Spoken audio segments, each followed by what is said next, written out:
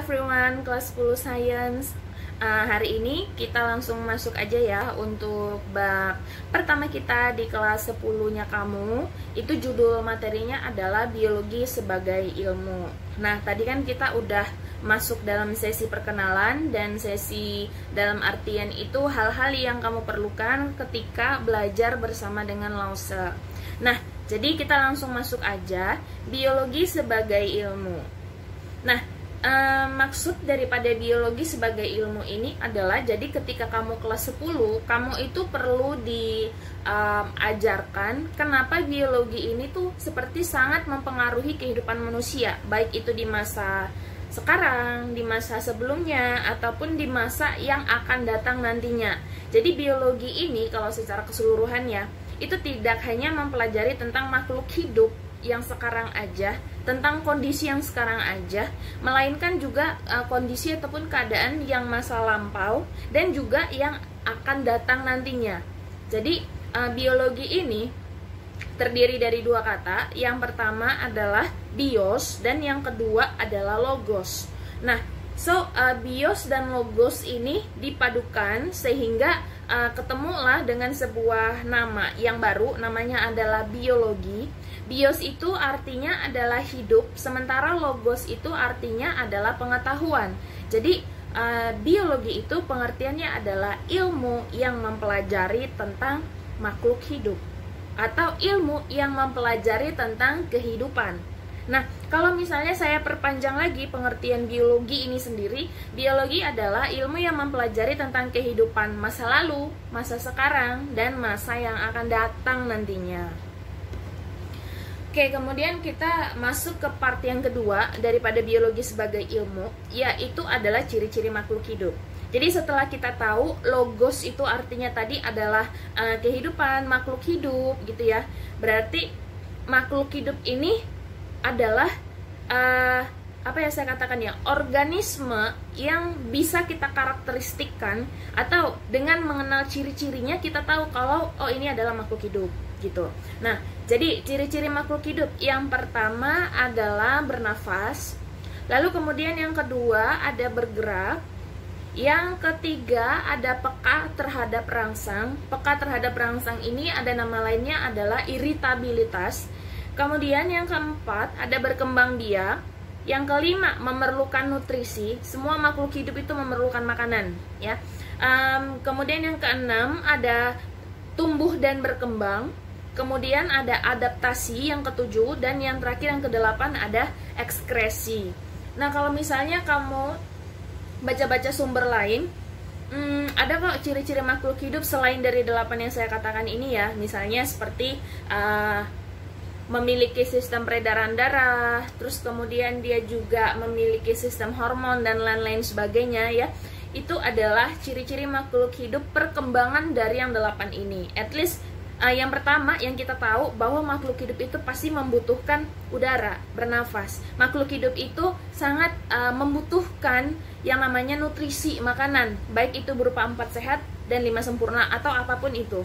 Dan satu lagi, salah satu ciri-ciri daripada makhluk hidup yang sangat-sangat penting itu adalah berkembang biak, ya kan? Nggak ada satupun makhluk hidup yang tidak berkembang biak, yang tidak beranak cucu, yang tidak memiliki keturunan. Oke, jadi dari ciri-ciri makhluk hidup tadi, sekarang kita masuk ke part yang ketiga, yaitu cabang-cabang ilmu biologi. Nah, setelah kita membahas tentang apa itu biologi, ya biologi tadi adalah bios dan juga logos, kemudian kita membahas tentang ciri-ciri makhluk hidup, dan sekarang kita masuk kepada cabang-cabang ilmu biologinya. Tuh. Jadi biologi itu sebenarnya sangat luas sekali. Ada banyak kajian, ada banyak pembahasan yang dirangkum atau yang dimiliki oleh si biologi ini. Nah, cabang-cabang ilmu biologi itu bisa kita bagi-bagi berdasarkan kriterianya. Atau kalaupun misalnya tidak berdasarkan kriterianya, langsung kita masuk ke nomor 1, itu ada banyak sekali sebenarnya susunannya. So, kita masuk aja. Yang pertama ada berdasarkan tingkat molekul. Kamu pasti tahu dong molekul ya. Molekul itu adalah sesuatu substansi yang berada di dalam tingkatan sel. Jadi ketika kamu dulu masih JHS ataupun masih SMP, pasti kan sudah belajar tentang sel dong sebelumnya. Nah, salah satu contohnya nih ya, ada mitokondria, ada ribosom, ada retikulum endoplasma, ada inti sel, dan lain-lain sebagainya. Nah, molekul ini sendiri itu kayak berada di dalam inti sel ataupun nukleus. Nah, molekul, satu tingkat molekul, cabang-cabang ilmu biologi yang tergabung ke dalam tingkat molekul ini. Yang pertama ada biologi molekuler. Nah, biologi molekuler ini adalah sebuah cabang ilmuologi yang mempelajari tentang struktur-struktur molekul, fungsi-fungsi molekul yang satu dengan molekul yang kedua, apabila digabungkan, apa manfaat dan apa efek sampingnya terhadap apa? Terhadap makhluk hidup. Jadi, yang untuk biologi molekuler. Kemudian kita masuk yang kedua, ada biokimia. Nah, biokimia ini adalah ilmu biologi yang mempelajari tentang keterkaitan atau hubungan antara biologi dan juga kimia. Secara umum kamu sudah pasti tahu dong apa itu kimia, ya, dan biologi juga kamu sudah tahu. Kimia itu pada dasarnya adalah mempelajari tentang unsur-unsur, ya kan, struktur-struktur terkecil yang nggak kelihatan, dan itu unsur-unsurnya ada di dalam tubuh si manusia ataupun berada di dalam tubuh hewan dan juga tubuh tumbuhan. Nah, sementara kalau bionya sendiri itu dia langsung langsung membahas tentang pribadinya, apakah dia manusia, apakah dia hewan, apakah dia tumbuhan. Jadi ilmu yang mempelajari tentang bagian dalam sini untuk kimianya, dan juga ilmu yang mempelajari tentang pribadinya ataupun individunya, sehingga gabungan daripada keduanya disebut sebagai ilmu biokimia. Yang ketiga ada tentang genetika. Nah, genetika ini adalah ilmu yang mempelajari tentang pewarisan sifat, atau disingkat dia sebagai gen. Genetika, kamu masih ingat dengan pelajaran kelas 9 apa itu genetika? Yang rumus-rumusnya ada di hibrid, ada monohibrid, ada polihibrid, ya kan? Nah, itu semua masuk ke dalam genetika. Kemudian bagian yang kedua, berdasarkan kriterianya, ada yang berdasarkan tingkat sel. Nah, berdasarkan tingkat sel ini, yaitu namanya adalah sitologi. Sitologi ini adalah ilmu yang mempelajari tentang sel.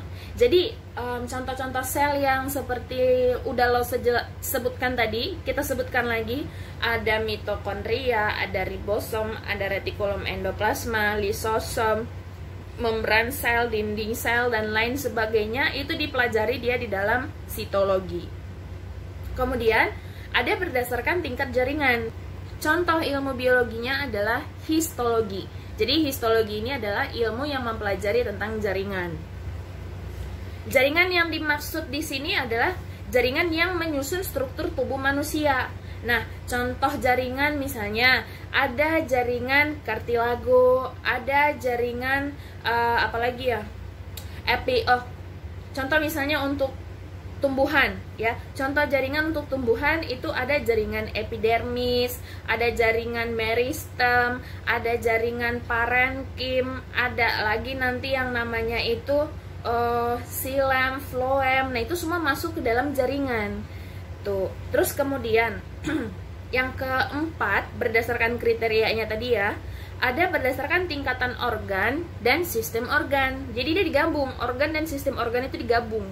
Yang pertama ada anatomi. Anatomi itu adalah ilmu biologi yang mempelajari tentang bagian dalam tubuh makhluk hidup. Bukan hanya hewan aja, manusia juga.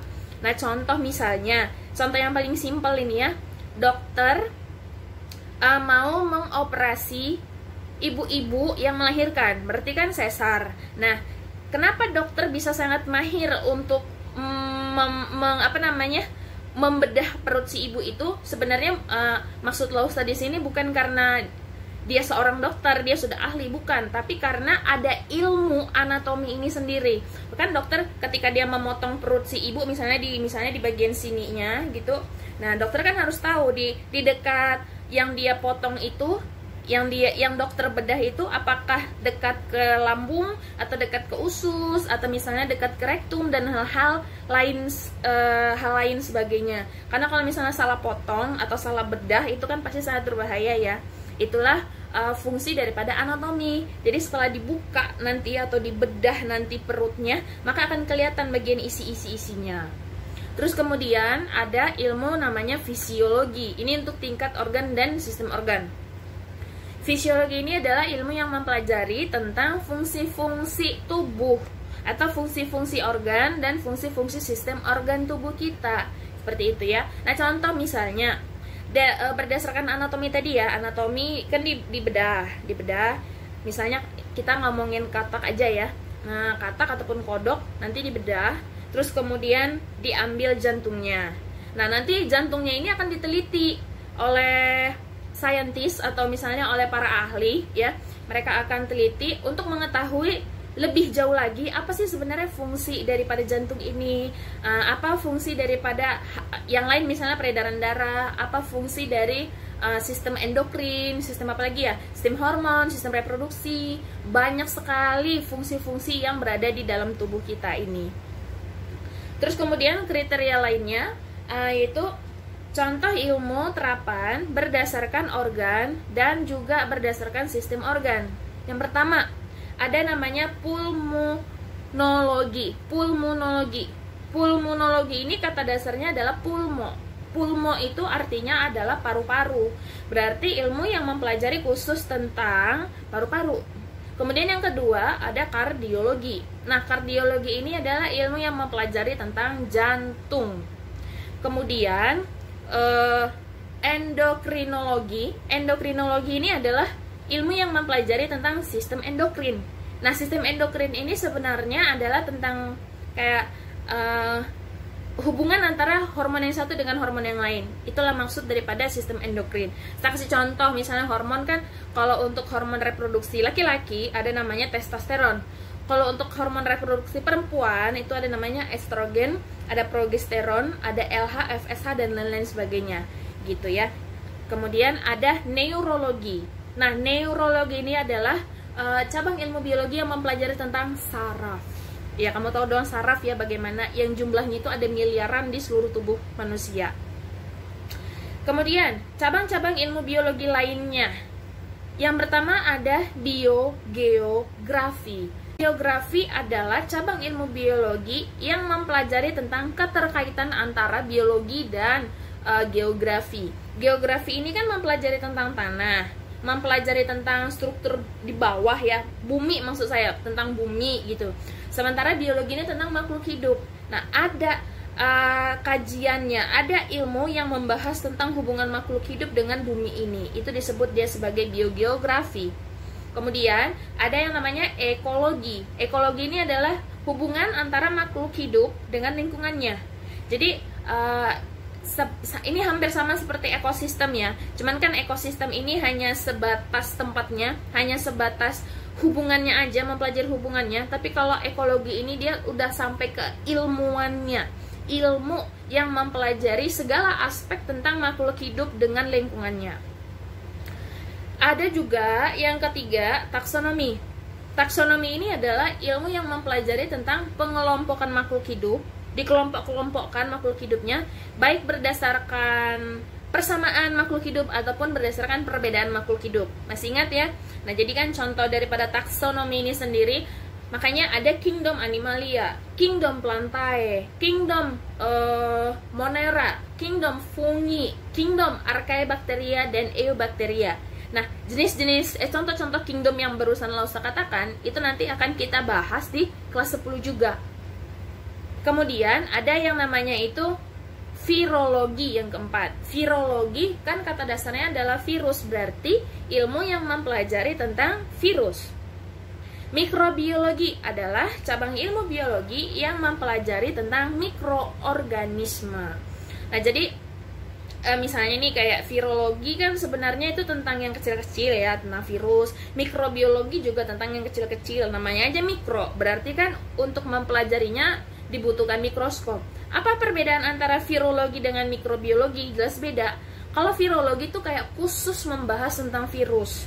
Tapi kalau mikrobiologi ini secara umum, atau misalnya ilmunya ini sering sekali dipergunakan oleh dokter untuk mendeteksi apakah kita ini terinfeksi oleh mikrobiologi ataupun tidak. Sebagai contoh misalnya, pada saat kita flu, ya kan, pada saat kita flu, pilek biasa atau hal-hal lain sebagainya, pasti kan kita datang ke dokter. Nah, karena dokter sudah memiliki dasar ilmu maksud saya mikrobiologi, makanya dokternya bisa mengatakan ibu atau bapak atau mbak sekarang sedang terkena influenza. Itu karena ilmu daripada mikrobiologinya gitu. Kemudian ada yang keenam, mikologi. Mikologi ini adalah ilmu yang mempelajari tentang jamur, tentang kapang, tentang ragi. At least mempelajari tentang jamur-jamuran gitu ya. Ada ragi, ada kapang. Nah, contoh ragi misalnya itu adalah jenis jamur yang dipakai oleh manusia untuk membuat makanan. Contoh makanan yang menggunakan ragi, donat, ya kan? Baik itu donat, Dunkin Donat kayak apa ya, segala macam itu semua menggunakan ragi. Contoh lain misalnya dengan penggunaan ragi ini ya, ada yogurt, ada keju, itu semua menggunakan jenis daripada mikologi. Kemudian yang ketujuh ada botani. Botani ini adalah ilmu yang mempelajari tentang dunia tumbuhan. Segala sesuatu yang berhubungan dengan tumbuhan itu dibahas di dalam botani. Kemudian ada zoologi. Berarti kebalikannya, zoologi ini adalah hewan, ilmu yang mempelajari tentang dunia hewan. Embriologi. Embriologi adalah ilmu biologi, cabang ilmu biologi yang mempelajari tentang perkembangan bayi, perkembangan embrio, cikal bakal yang nantinya akan menjadi makhluk hidup. Terus kemudian ada biofisika. Nah, biofisika ini hampir mirip tadi dengan biokimia, ya kan? Dan juga mirip dengan biogeografi. Yang dalam artian itu biologi ditambah dengan ilmu fisika. Nah, kamu tahu dong fisika itu kira-kira bahasannya tentang apa, dan ternyata bisa itu dipadukan atau digabungkan dengan biologi sehingga menjadi namanya biofisika. Kemudian ada yang ke-11 nama cabang-cabang ilmu biologi lainnya adalah bioteknologi. Bioteknologi ini sendiri adalah ilmu yang mempelajari tentang makhluk hidup ditambahkan dengan penerapan teknologi. Jadi kayak ya teknologi gitu ya. Teknologi dicampurkan dengan makhluk hidup. Sebagai contoh misalnya, contoh yang saya nggak tahu, Losa nggak tahu kamu udah tahu ini atau enggak. Ada di satu negara di luaran sana gitu ya, yang di kornea matanya, kornea mata kita gitu kan, di kornea mata itu ditanamkan chip.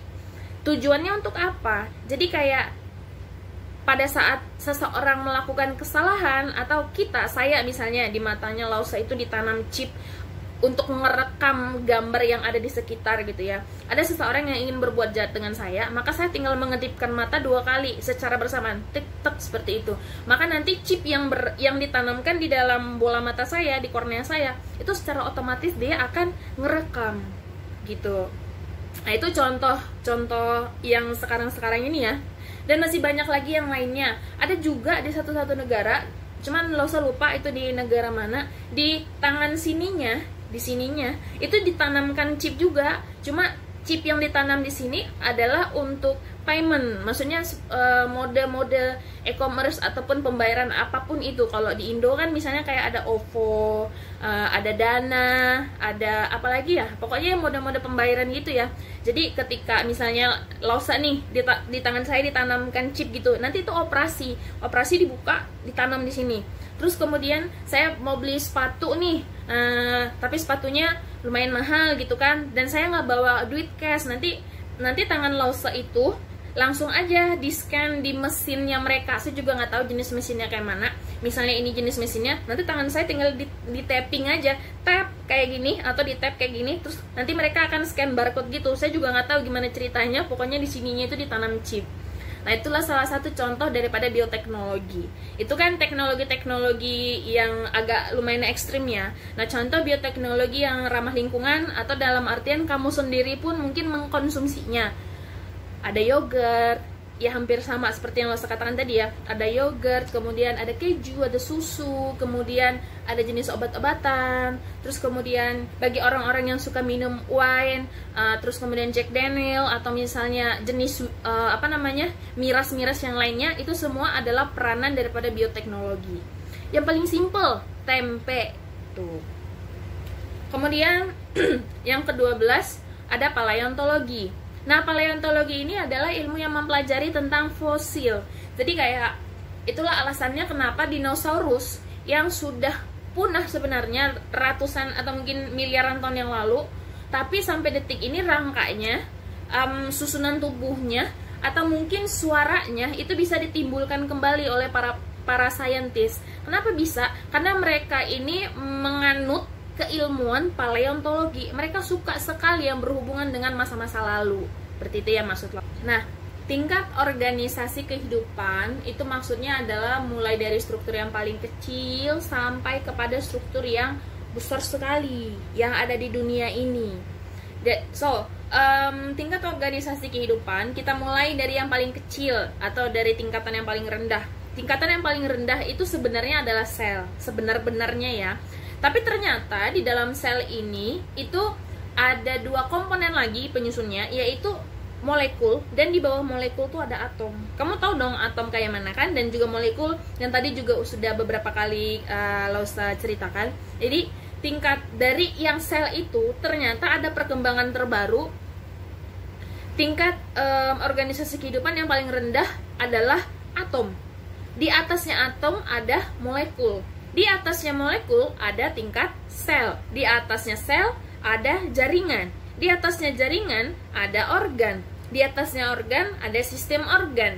Di atasnya sistem organ ada individu.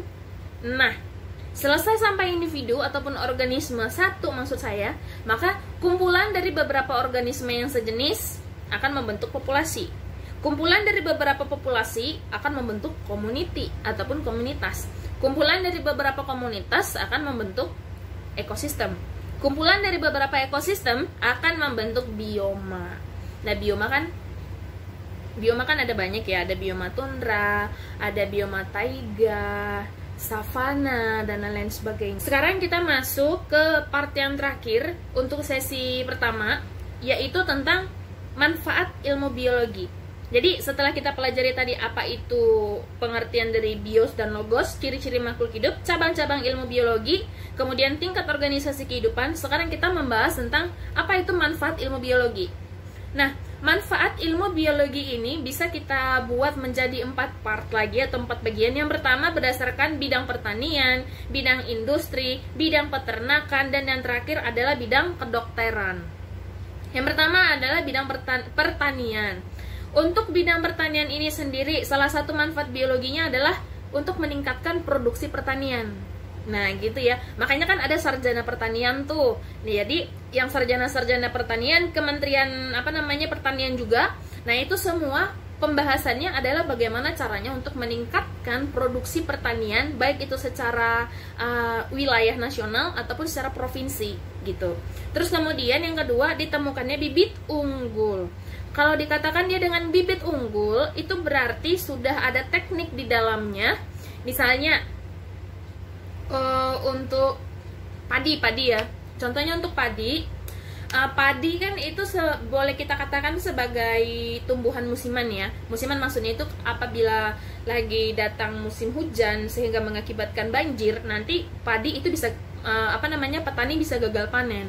Maka para ilmuwan yang menganut cabang-cabang ilmu biologi tadi itu, terutama tentang botani, ya kan? Terus dia itu akan membuat satu bibit unggul. Bibit unggul maksudnya adalah tanamannya tetap padi, akan tetapi padi ini sudah diubah gennya, sudah diubah komposisinya. Jadi apa? Dia padi, tapi dia tahan terhadap hama, dia tahan terhadap erosi misalnya, ya. Terus kemudian dia tahan juga terhadap perubahan cuaca dan cepat untuk berkembang biak misalnya. Jadi kan ada 5 keunggulan nih yang tergabung di dalam satu bibit. Terus bibit ini dikembangkan. Lalu setelah dikembangkan ditanam di tanah sehingga jadilah namanya adalah bibit unggul.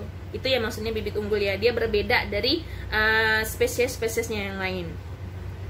Kemudian yang ketiga adalah perbanyakan budidaya tanaman. Budidaya tanaman itu maksud daripada budidaya tanaman ini, contoh misalnya zaman dulu atau zamannya saya kecil, orang itu kalau menanam tanaman itu di tanah, di pot. Tapi zaman sekarang ada yang dinamakan sebagai tanaman hidroponik.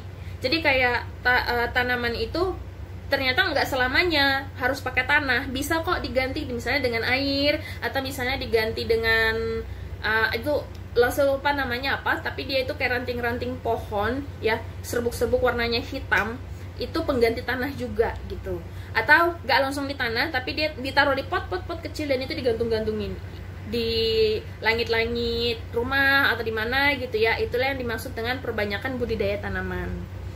Terus kemudian bagian yang kedua adalah untuk bidang industri. Nah, bidang industri di sini yang lo usah ambil adalah khusus untuk makanan supaya lebih gampang ya. Untuk makanan salah satunya adalah dengan adanya pembuatan nata de coco, pembuatan kecap, pembuatan tempe, yogurt, minuman beralkohol, obat-obatan dan lain-lain sebagainya. Jadi penemuan-penemuan makanan seperti itu yang sebenarnya sudah sangat familiar di lidah kita, itu semua adalah manfaat daripada perkembangan ilmu biologi. Kemudian ada di bidang peternakan. Nah, untuk bidang peternakan ini sendiri salah satu contohnya ada yang namanya itu inseminasi. Kalau kamu ingat, dulu sebenarnya waktu kamu kelas 9, inseminasi ini sudah dibahas. Jadi inseminasi ini adalah teknik gimana caranya supaya si betina ini bisa kawin. Jadi proses kawinnya itu adalah dengan cara disuntik. Saintis atau sebenarnya bukan saintis ya, orang yang sudah punya sperma daripada sapi, ini khusus peternakan ya, atau misalnya kambing atau apa gitu, hewan yang ingin dia kembangkan, spermanya itu sudah ada di sudah ada di dalam jarum ya. Terus kemudian nanti akan disuntikkan itu melewati alat kelamin daripada si betina, misalnya sapi betina atau kerbau betina, kambing betina, ayam betina dan lain-lain sebagainya, disuntikkan sehingga hewan si betinanya ini dia akan bunting ataupun akan hamil gitu ya. Nah, kemudian dari inseminasi buatan ini kita masuk kepada yang kedua, fertilisasi in vitro. Fertilisasi in vitro ini maksudnya adalah penanaman bibit unggul terhadap rahim. Jadi kalau inseminasi tadi kan yang penting hewannya kawin tuh, biarpun jantannya nggak mau gitu kan. Tapi kalau fertilisasi in vitro ini tidak hanya tujuannya supaya si betina kawin, tetapi juga ditanamkan bibit unggul itu yang jenisnya tadi itu seperti produksi bibit unggul pada bidang pertanian ya. Jadi dimasukkan ke dalam si betina, terus kemudian nanti si betinanya akan hamil. Nah, contoh-contoh bibit unggul misalnya kalau untuk hewan ya, misalnya kita ambil untuk sapi, karena biasanya kalau namanya aja udah peternakan, berarti hewan-hewan umum sebenarnya ini. Nah, sapi yang pertama misalnya badannya itu kalau aslinya misalnya itu nggak terlalu memanjang atau nggak terlalu besar, tapi bibit unggulnya udah jadi dagingnya jadi tebal gitu. Terus kemudian memiliki tulang yang lebih kuat lagi, bulunya nggak tebal. Kalau yang aslinya tebal, sekarang bulunya jadi nggak tebal. Terus salah satu bibit unggulnya adalah warna bulunya itu putih misalnya, supaya orang yang beli itu pasti kan kita sebagai konsumen itu mencari yang bersih-bersih ya.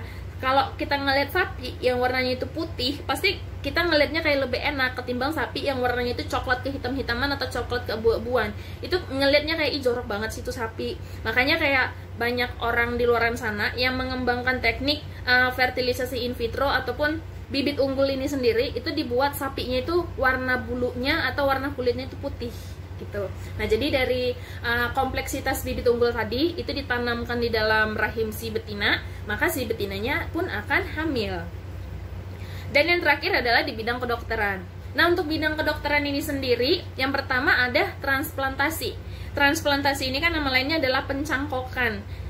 Contoh misalnya, ada orang kecelakaan, laki-laki misalnya, ada laki-laki kecelakaan yang membuat jantungnya itu harus dicopot misalnya. Ini contohnya ya, karena rusak jantungnya, sementara otak dan organ-organ tubuhnya yang lain itu masih ada harapan untuk hidup gitu. Nah, terus kemudian ada satu orang yang mengalami kecelakaan juga. Kita katakanlah mereka berdua ini sama-sama kecelakaan di satu tempat gitu kan. Nah, jadi yang satu orang lagi ini jantungnya masih hidup, jantungnya itu masih berdetak, tapi otak dan organ-organ yang lainnya itu sudah tidak berfungsi lagi. Kenapa? Karena mengalami kerusakan parah kita katakan ya. Sementara case-nya si A tadi itu jantungnya yang sudah rusak, tapi organ-organ tubuhnya itu masih berfungsi dengan baik. So, solusinya bagaimana? Nanti kedua keluarga ini akan bertemu dan berdiskus kayak gitu apa yang harus mereka ambil tindakannya, dan ternyata dapatlah keputusannya bahwa jantung si B ini akan diberikan kepada jantung si A. Jadi akan dilakukanlah sebuah operasi besar-besaran transplantasi jantung dari si B kepada si A. Nah itu contohnya. Nggak cuma jantung, bisa juga transplantasi kornea mata, lensa mata, atau misalnya transplantasi lambung, ya, usus. Itu ada banyak sekali sih kasus-kasus di luar sana. Terus kemudian yang kedua ada virologi. Nah, virologi ini maksudnya adalah dengan ilmu virologi ini bisa ditemukan vaksin-vaksin gitu. Ya, contoh vaksin misalnya ada vaksin rubella, ada vaksin campak, polio, ada banyak sekali ya vaksin-vaksin ini, vaksin herpes juga ada. Banyak gitu. Nah, jadi untuk membuat vaksin ini diperlukan cabang ilmu virologi. Terus kemudian ada teknik bayi tabung. Nah, tahu ya kamu bayi tabung? Bayi tabung ini kan salah satu solusi bagi sebuah keluarga ataupun pasangan suami istri yang sudah menikah tapi tidak bisa memiliki anak gitu. Terus kemudian ada mikrobiologi di dalam bidang kedokteran ini. Jadi mikrobiologinya adalah bisa menemukan penyebab kenapa sih seseorang ini bisa terkena penyakit. Itu maksudnya ya. Nah, jadi untuk pembelajaran kita kali ini saya sudahi sampai di sini. Kira-kira seperti itulah dia biologi sebagai ilmu untuk part satunya ini. Dan nanti di video selanjutnya, next time, maksud saya itu adalah next week ya, kita akan membahas tentang karya ilmiah, bagaimana pembuatan karya ilmiah. Kita akan membahas tentang variabel independen, variabel dependen, dan lain-lain sebagainya. Jadi sampai di sini dulu untuk video kali ini. Saya harapkan kamu dapat merangkum video yang sudah saya katakan ini. Jadi kamu anggaplah PPT yang seharusnya saya berikan, PPT, tapi saya nggak memberikan lagi karena udah nggak sempat lagi ya. Lausa sudah membuatkan video, kamu rangkum sedetail mungkin, seakurat mungkin. Ini pesan saya, karena biologi itu kamu nggak mungkin bisa hanya dengan mendengarkan saya ngomong aja. Kamu nggak mungkin bisa hanya dengan membaca buku aja. Nilai plusnya adalah dengan kamu membuat sebuah rangkuman sendiri gitu ya. Kamu catat bila perlu sedetail mungkin. Saya harapkan apa hal-hal penting yang saya tekankan itu ada di catatan kamu nantinya. Jadi silakan kamu catat dengan baik.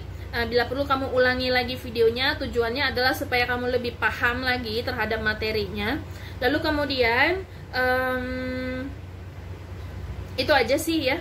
So, sampai ketemu di video pembelajaran dari Lausa Ripka untuk next week-nya. Oke, terima kasih. Dadah.